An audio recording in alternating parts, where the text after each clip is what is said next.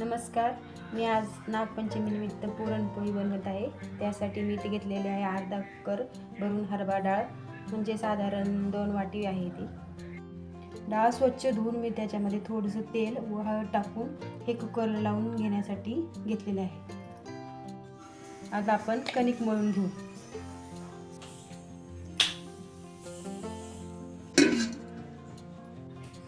कुकरमध्ये डाळ पूर्ण शिजलेली नाहीये, त्यामुळे आपण ही पातेल्यामध्ये परत शिजवून घेणार आहोत. डाळ शिजलेली आहे. आता आपण याचं येळवणी काढून घेऊ.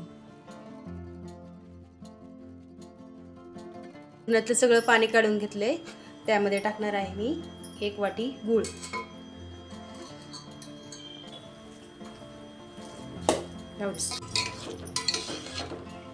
पुरणातला गूळ पूर्ण आटलेला आहे. आता ह्याच्यामध्ये मी टाकणार आहे सुगंधासाठी थोडी सुंठ विलायची पूड.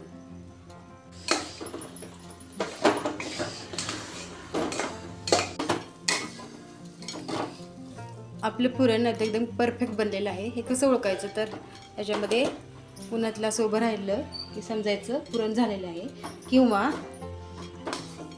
पुरणाचा असा चरचर आवाज आला की पुरण तयार झालेलं आहे असं समजायचं. पुरण मी चाळणीवरती बारीक करून घेणार आहे. तुम्ही मिक्सरला बारीक करू शकता किंवा चाळणीवर करू शकता.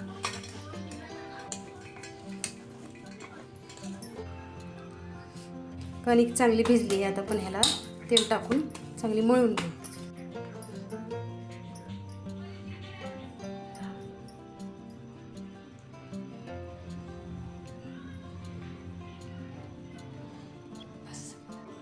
कणकेचा असा आपण उंडा करून घ्यायचा खोलगट. त्यामध्ये आपण पुरण भरून घेणार आहोत. हे असं खोल करून ते बंद करून टाकायचं.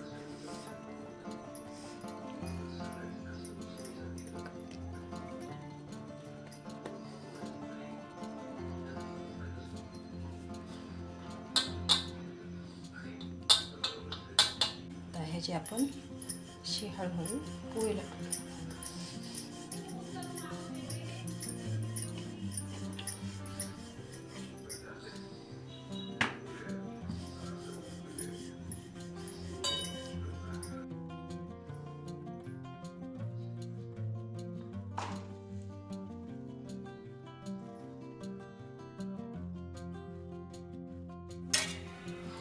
तुम्ही पाहू शकता आपली पुरणपोळी कशी टम फुगलेली आहे. आता आपण राहिलेले पुरणपोळी करून घेऊ.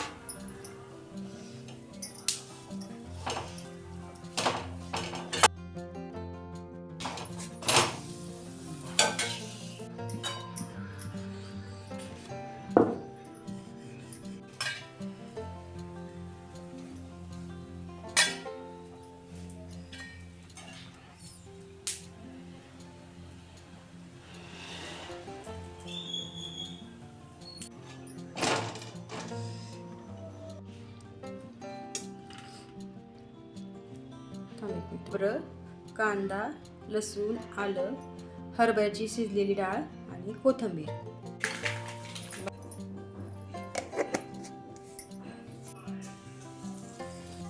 जिरी, हळद, हिंग, 2 चमचे मसाला,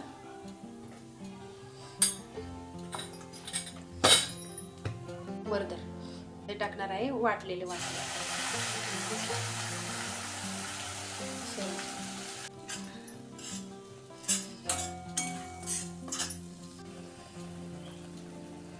हा मसाला आपण तेल सुटेपर्यंत परतून घेऊ.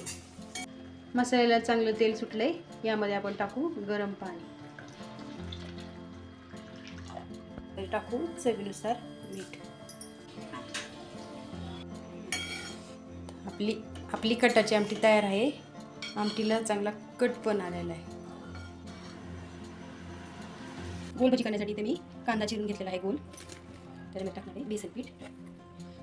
टाकणार आहे 1 चमचा लाल तिखट, थोडीशी हळद, थोडी जिरी मी अशी हातावर चोळून टाकणार आहे. चवीनुसार मीठ, किंचित बेकिंग सोडा, चिरलेली कोथिंबीर. या बेसन पिठात टाकणार आहे मी थोडंसं तांदळाचं पीठ. गरम तेलामध्ये आपण भजी सोडून घेऊ.